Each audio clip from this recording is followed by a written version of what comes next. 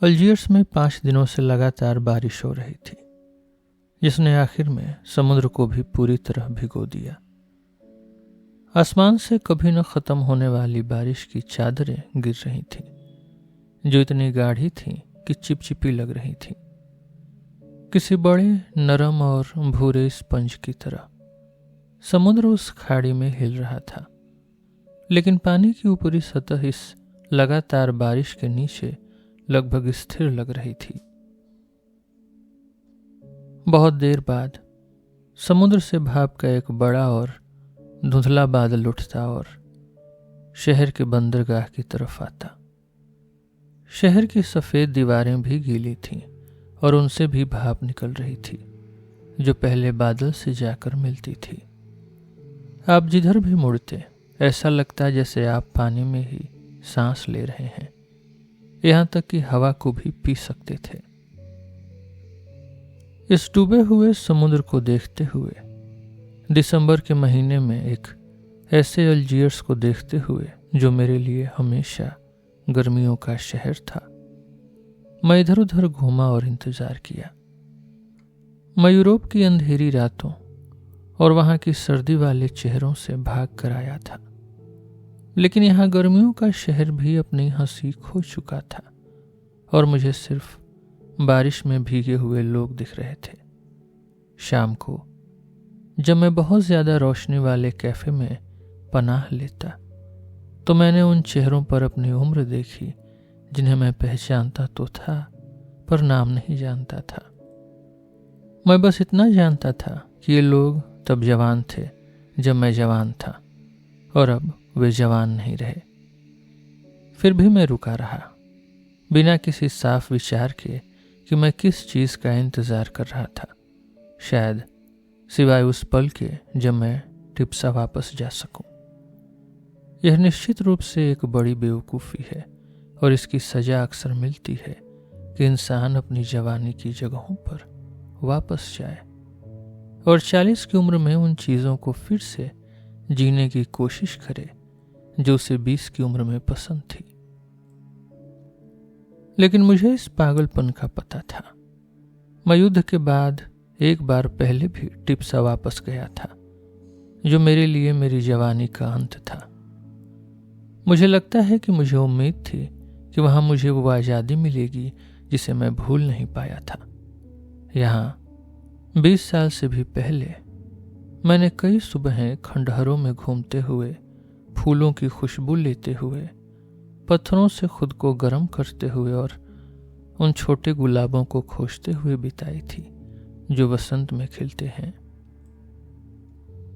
सिर्फ दोपहर में जब गर्मी से झींगुर भी चुप हो जाते थे, मैं उस तेज रोशनी से भागता था।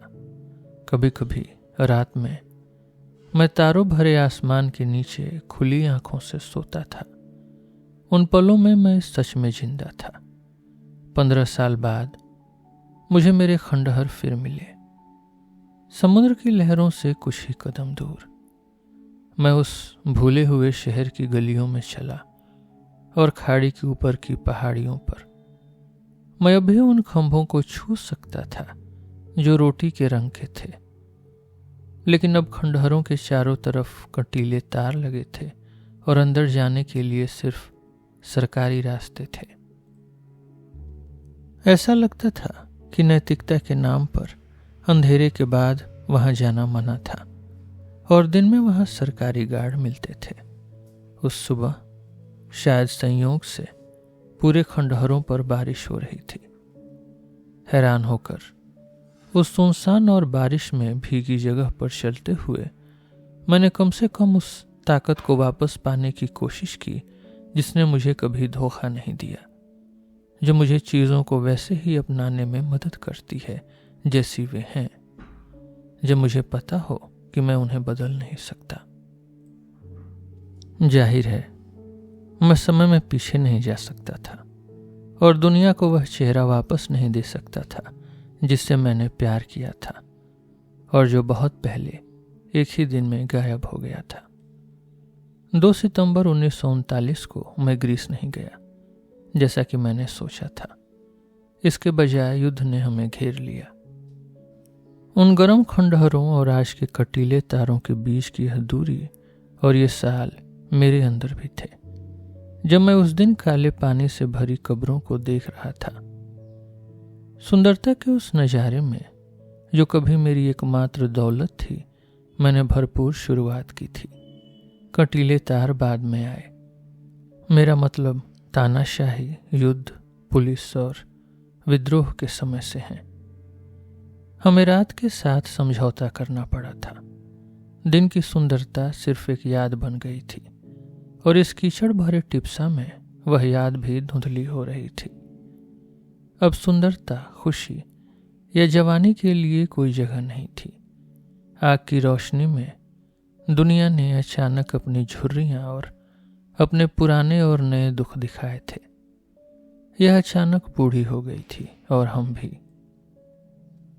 मुझे पता था कि जिस जोश को मैं खोजने आया था, वह सिर्फ किसी ऐसे व्यक्ति में जाग सकता है जिसे इसकी उम्मीद न हो। थोड़ी सी मासूमियत के बिना प्यार नहीं होता। मासूमियत कहाँ थी? साम्राज्य टूट रहे थे, लोग और देश एक दूसरे का गला काट रहे थे, हमारे मुंह गंदे हो चुके थे। पहले हम अनजाने में मासूम थे, अब हम न चाहते हुए भी दोषी थे। हम जितना जानते थे, रहस्य उतना ही गहरा होता गया। यही कारण है कि हम नैतिकता में उलझ गए। कमजोर आत्मा वाले हम नेकी का सपना देखने लगे। मासूमियत के दिनों में मुझे पता ही नहीं था कि नैतिकता भी कोई चीज होती है। अब मुझे पता था और मैं उस पर खरा नहीं उतर पा रहा था। उस जगह पर जिसे मैंने पहले प्यार किया था, टूटे हुए मंदिर के भीगे खंभों के बीच, मुझे लगा जैसे मैं किसी ऐसे व्यक्ति के पीछे चल रहा हूं जिसके कदमों की आहट मैं अब भी पत्थरों पर सुन सकता था, लेकिन जिसे मैं फिर कभी पकड़ नहीं पाऊंगा। मैं वापस पेरिस चला गया और फिर से घर लौटने से पहले कुछ साल वहीं रहा। हालांकि इन सभी सालों के दौरान मुझे कुछ कमी महसूस होती रही। जब आपको एक बार बहुत गहराई से प्यार करने का मौका मिलता है, तो आपका पूरा जीवन उसी रोशनी और उसी जोश की तलाश में बीत जाता है। सुंदरता और उसके साथ मिलने वाली खुशी को छोड़कर खुद को सिर्फ दुख के हवाले कर देने के लिए जिस महानता की जरूरत होती है, वह मुझ में नहीं है। लेकिन आखिर में ऐसा कुछ भी सच नहीं है जो हमें बाकी सब कुछ छोड़ने पर मजबूर करे। अकेली सुंदरता अक्सर अजीब बन जाती है और अकेला न्याय अक्सर अत्याचार बन जाता है। जो व्यक्ति एक को छोड़कर दूसरे की सेवा करने की कोशिश करता है, वह किसी की सेवा नहीं करता, खुद की भी नहीं, और अंत में वह अन्याय का ही सेवक बन जाता है। एक दिन आता है जब हमारी सख्ती की वजह से हमें किसी चीज से हैरानी नहीं होती। सब कुछ जाना पहचाना लगता है और हमारा जीवन बस फिर से शुरू करने में बीत जाता है। यह वनवास सूखे जीवन और मृत आत्माओं का समय होता है। फिर से जिंदा होने के लिए हमें कृपा, एक घर या खुद को भूलने की जरूरत होती है। कुछ सुबह जैसे ही हम किसी मोड़ पर मुड़ते हैं, हमारे दिल पर एक प्यारी सी ओस गिरती है और फिर गायब हो जाती है, लेकिन उसकी ताजगी बनी रहती है और दिल को हमेशा इसी की जरूरत होती है। मुझे एक बार फिर वापस आना ही था। और दूसरी बार अल्जियर्स में उसी भारी बारिश के नीचे चलते हुए, जो मुझे लगा था कि मेरे जाने के बाद से कभी रुकी ही नहीं थी। बारिश और समुद्र की महक वाली इस भारी उदासी के बीच, बादलों वाले आसमान के बावजूद, कैफे की पीली रोशनी के बावजूद जिसने सबके चेहरे को खराब कर दिया था, मैंने अपनी उम्मीद नहीं छोड़ी। वैसे भी क्या मुझे पता नहीं था कि अल्जियर्स की बारिश भले ही लगता हो कि कभी खत्म नहीं होगी, अचानक रुक जाती है, ठीक मेरे देश की नदियों की तरह जो 2 घंटे में बाढ़ ला देती हैं, जमीन बर्बाद करती हैं और फिर एक पल में सूख जाती हैं। एक शाम सच में बारिश रुक गई। मैंने एक रात और इंतजार किया। एक चमकदार सुबह निकली, बिल्कुल साफ समुद्र के ऊपर, आसमान से जो एक गुलाब की तरह ताजा था और बारिश से बार बार धुल चुका था। एक कांपती हुई रोशनी गिरी जिसने हर घर, हर पेड़ को एक साफ आकार और एक जादुई नयापन दिया। जिस सुबह दुनिया पैदा हुई होगी, धरती शायद ऐसी ही रोशनी में उठी होगी। मैं एक बार फिर टिप्सा के लिए निकल पड़ा। सड़क के इन 69 किलोमीटर में से एक भी ऐसा नहीं है जो मेरे लिए यादों और एहसासों से न भरा हो। एक तूफानी बचपन, बस के इंजन की आवाज में किशोरों के सपने, सुबहें, लड़कियों की ताजगी, समुद्र तट, हमेशा तनी हुई जवान मांसपेशियां, वह हल्की सी घबराहट जो शाम को 16 साल के दिल में आती है, जीने की इच्छा, और हमेशा वही आसमान जो अपनी कभी न खत्म होने वाली ताकत और रोशनी के साथ सालों तक हमारा साथी रहा। वही समुद्र भी जो सुबह की हवा में लगभग न के बराबर लगता था, लेकिन जैसे ही सड़क पहाड़ियों और उनके अंगूरी खेतों को छोड़कर तट की ओर नीचे जाती, वह फिर से क्षितिज पर दिखाई देता। लेकिन मैं उसे देखने के लिए नहीं रुका। मैं चिनुआ पहाड़ को फिर से देखना चाहता था। वह भारी और ठोस पहाड़ जो टिप्सा खाड़ी के पश्चिम में समुद्र में उतरता है। आप उसे बहुत दूर से देख सकते हैं, वहां पहुंचने से बहुत पहले, एक हल्की नीली धुंध की तरह। लेकिन जैसे जैसे आप पास आते हैं वह साफ होता जाता है, जब तक कि वह आसपास के पानी का रंग नहीं ले लेता। जैसे कोई बड़ी और स्थिर लहर अचानक शांत समुद्र पर रुक गई हो। और पास जाने पर टिप्सा के दरवाजे पर आप उसका भूरा और हरा रूप देखते हैं। एक पुराना काई से ढका हुआ देवता जो अपने बेटों के लिए एक पनाहगाह है, जिसमें से मैं भी एक हूं। मैं उसे ही देख रहा था जब मैंने आखिरकार कंटीले तारों को पार किया और खंडहरों के बीच खड़ा हुआ।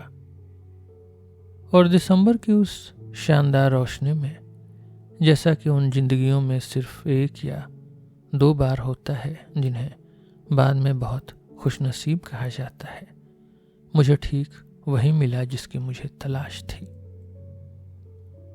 कुछ ऐसा जो समय और दुनिया के बावजूद इस वीरान प्रकृति में सिर्फ और सिर्फ मुझे दिया गया था। जैतून से भरे मैदान से नीचे गांव देखे जा सकते थे। वहां से कोई आवाज नहीं आ रही थी। साफ हवा में धुएं की लकीरें उठ रही थीं। समुद्र भी चुप था, जैसे उस ठंडी चमकती रोशनी की बारिश के नीचे सांस रोके हुए हो। चिनुआ पहाड़ से दूर कहीं एक मुर्गे की आवाज दिन की नाजुक सुंदरता को गा रही थी। खंडहरों के पार जहां तक नजर जाती थी, वहां सिर्फ पत्थर और फूलों के पौधे, पेड़ और साफ हवा में खड़े खंभे थे। ऐसा लग रहा था जैसे सुबह ठहर गई हो, जैसे सूरज एक पल के लिए रुक गया हो।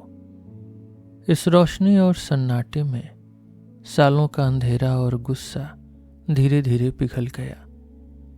मैंने अपने अंदर एक लगभग भूली हुई आवाज सुनी, जैसे मेरा दिल बहुत समय से रुका हुआ था और अब धीरे धीरे फिर से धड़कने लगा था। और अब जाकर मैंने सन्नाटे को बनाने वाली उन हल्की आवाजों को एक एक करके पहचाना। पंछियों की लगातार आती आवाज, चट्टानों के नीचे समुद्र की हल्की आहट, पेड़ों की कंपन, खंभों का अंधा गीत, पौधों की सरसराहट। मैंने यह सब सुना और अपने अंदर खुशी की लहरों को उठते हुए महसूस किया। मुझे लगा कि मैं आखिरकार किनारे पर वापस आ गया हूं, कम से कम एक पल के लिए, और अब से यह पल कभी खत्म नहीं होगा। लेकिन थोड़ी देर बाद सूरज आसमान में थोड़ा ऊपर चढ़ गया।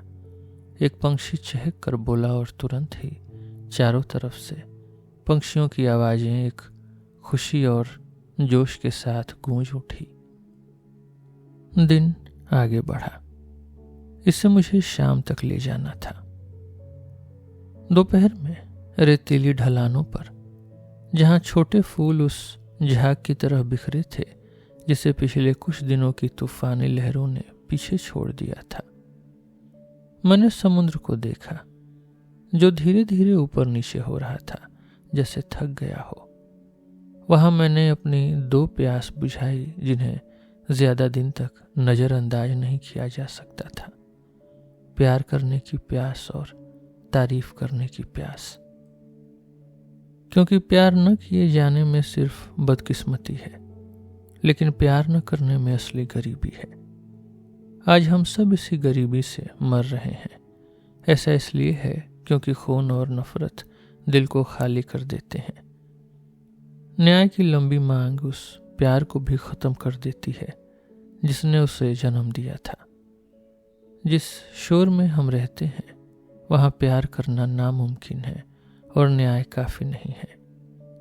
यही कारण है कि यूरोप दिन की रोशनी से नफरत करता है और सिर्फ एक अन्याय का जवाब दूसरे अन्याय से दे सकता है। न्याय को सूखने से बचाने के लिए मैंने पाया कि इंसान और अपने अंदर एक ताजगी और खुशी का स्रोत बचाकर रखना चाहिए। उस दिन की रोशनी से प्यार करना चाहिए जिसे अन्याय भी खराब नहीं कर सकता, और इस रोशनी को एक जीत की तरह लेकर संघर्ष में लौटना चाहिए। यहाँ एक बार फिर मुझे एक पुरानी सुंदरता और एक जवान आसमान मिला, और मैंने अपनी अच्छी किस्मत को समझा जब मुझे एहसास हुआ कि हमारे पागलपन के सबसे बुरे सालों में भी इस आसमान की याद ने मुझे कभी नहीं छोड़ा था। इसी ने मुझे निराशा से बचाया था। मैं हमेशा जानता था कि टिप्सा के खंडहर हमारे नए निर्माणों या हमारे मलबे से ज्यादा जवान है। टिप्सा में दुनिया हर दिन एक नई रोशनी में फिर से पैदा होती है। ओ रोशनी, यह उन सभी का नारा है जो अपनी किस्मत का सामना करते हैं। मुझे अब पता था कि उनका आखिरी सहारा हमारा भी सहारा था। कड़ाके की सर्दी के बीच मैंने आखिरकार सीखा कि मेरे अंदर एक कभी न खत्म होने वाली गर्मी है। एक बार फिर मैं टिप्सा से निकला, यूरोप और उसके संघर्षों में वापस जाने के लिए। लेकिन उस दिन की याद मुझे आज भी सहारा देती है और मुझे खुशी और दुख दोनों का सामना शांति से करने में मदद करती है। जिन मुश्किल समयों का हम सामना कर रहे हैं उसमें मैं इससे ज्यादा और क्या उम्मीद कर सकता हूं कि मैं किसी भी चीज को बाहर न रखूं और काले और सफेद धागों से एक ऐसी मजबूत रस्सी बनाना सीखूं जो टूटे नहीं। मैंने अब तक जो कुछ भी किया या कहा है उसमें मुझे ये 2 ताकतें दिखती हैं, भले ही वे एक दूसरे के खिलाफ हों। मैं उस रोशनी को नकार नहीं पाया जिसमें मैं पैदा हुआ था, और फिर भी मैं अपने समय की जिम्मेदारियों से भागना नहीं चाहता था। टिप्सा के प्यारे नाम के सामने दूसरे कठोर और क्रूर नाम रखना बहुत आसान होगा। आज इंसान के लिए एक अंदरूनी रास्ता है जिसे मैं अच्छी तरह जानता हूं, क्योंकि मैं उस पर दोनों तरफ चला हूं, जो मन की ऊंचाइयों से अपराध की राजधानियों तक जाता है। और बेशक कोई भी हमेशा आराम कर सकता है, पहाड़ी पर सो सकता है या अपराध में शामिल हो सकता है। लेकिन अगर हम अस्तित्व के किसी हिस्से को छोड़ देते हैं तो हमें खुद अपने होने को भी छोड़ना होगा। तब हमें जीने या प्यार करने को छोड़ना होगा। इसलिए जीवन कुछ भी देता है उसे न ठुकराने की इच्छा ही जीने की इच्छा है। यह वह गुण है जिसकी मैं इस दुनिया में सबसे ज्यादा इज्जत करता हूँ। यह सच है कि मैं इसे समय समय पर अमल में लाना चाहता हूँ, क्योंकि बहुत कम समय ऐसा होता है जब हमारे जैसे समय की मांग होती है कि हम अच्छे और बुरे दोनों के बराबर हों, किसी चीज से बचे नहीं और दोहरी याद को जिंदा रखें। यही मैं करना चाहता हूँ। हाँ, सुंदरता है और अपमानित लोग भी हैं। यह काम चाहे कितना भी मुश्किल हो, मैं कभी भी किसी एक के प्रति बेवफा नहीं होना चाहता। लेकिन यह सब अभी भी नैतिकता जैसा लगता है और हम किसी ऐसी चीज के लिए जीते हैं जो नैतिकता से परे है। अगर हम उसे नाम दे सकें तो कितना सन्नाटा छा जाएगा। टिप्सा के पूर्व में सेंट साल्सा की पहाड़ी पर शाम हो गई है। अभी भी रोशनी है, लेकिन रोशनी का हल्का होना सूर्यास्त का इशारा कर रहा है। हवा उठती है, रात जैसी कोमल, और अचानक शांत समुद्र अपना रास्ता चुनता है और एक बड़ी बंजर नदी की तरह क्षितिज पर बहने लगता है। आसमान गहरा हो जाता है। तब रहस्य शुरू होता है। रात के देवता और वह जो खुशी से परे हैं, लेकिन इसे कैसे बताया जाए।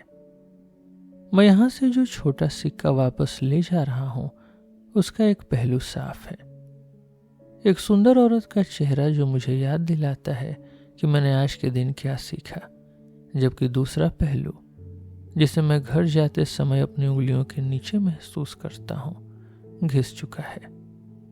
यह बिना होठों वाला मुंह क्या बताता है अगर वह नहीं जो मेरे अंदर की एक रहस्यमयी आवाज कहती है, जो मुझे हर रोज मेरी अज्ञानता और मेरी खुशी सिखाती है। वो राज जिसे मैं ढूंढ रहा हूं, वो जैतून के पेड़ों वाली घाटी में, घास और ठंडे फूलों के नीचे, अंगूर की बेलों की महक वाले एक पुराने घर के आसपास कहीं दफन है। 20 साल से ज्यादा समय से मैं इस घाटी में और ऐसे ही दूसरी घाटियों में घूमा हूं। गूंगे चरवाहों से सवाल किए हैं, खाली खंडहरों के दरवाजे खटखटाए हैं। कभी कभी जब शांत साफ आसमान में पहला तारा चमकता है, हल्की रोशनी की बारिश होती है। उस बारिश के नीचे मुझे लगा है कि मैं जानता था। सच में मैं जानता था। शायद मैं अब भी जानता हूं, लेकिन किसी को इस राज में दिलचस्पी नहीं है। शायद मुझे खुद इसकी चाहत नहीं है और मैं अपने लोगों से अलग नहीं हो सकता। मैं अपने परिवार के साथ रहता हूं, जो मानते हैं कि वे अमीर और भयानक शहरों पर राज करते हैं, जो पत्थरों और धुंध से बने हैं। दिन रात यह अपनी आवाज उठाता है और सब कुछ इसके सामने झुक जाता है, जबकि यह किसी के सामने नहीं झुकता। यह सभी रहस्यों के लिए बहरा है। इसकी ताकत मुझे सहारा देती है और फिर भी मुझे बोर करती है, और मैं इसकी चीखों से थक जाता हूँ। लेकिन उनका दुख मेरा अपना है। हम एक ही खून के हैं। मैं भी बीमार हूँ, और क्या मैं भी बीमार हूँ, और क्या मैं वो शोर मचाने वाला साथी नहीं हूँ जो पत्थरों के बीच चिल्लाया है। इसलिए मैं भूलने की कोशिश करता हूँ। मैं हमारे लोहे और आग के शहरों में चलता हूँ। मैं रात को देखकर बहादुरों की तरह मुस्कुराता हूँ। मैं तूफानों का स्वागत करता हूँ। मैं वफादार रहूंगा। असल में मैं भूल गया हूँ। अब से मैं बहरा और व्यस्त रहूंगा। लेकिन शायद एक दिन जब हम अज्ञानता और थकान से मरने के लिए तैयार होंगे, मैं इन चीखती हुई कब्रों को छोड़ सकूंगा और उस घाटी में जाकर लेट सकूंगा, उस कभी न बदलने वाली रोशनी के नीचे, और आखिरी बार वो सीख सकूंगा जो मैं जानता हूं।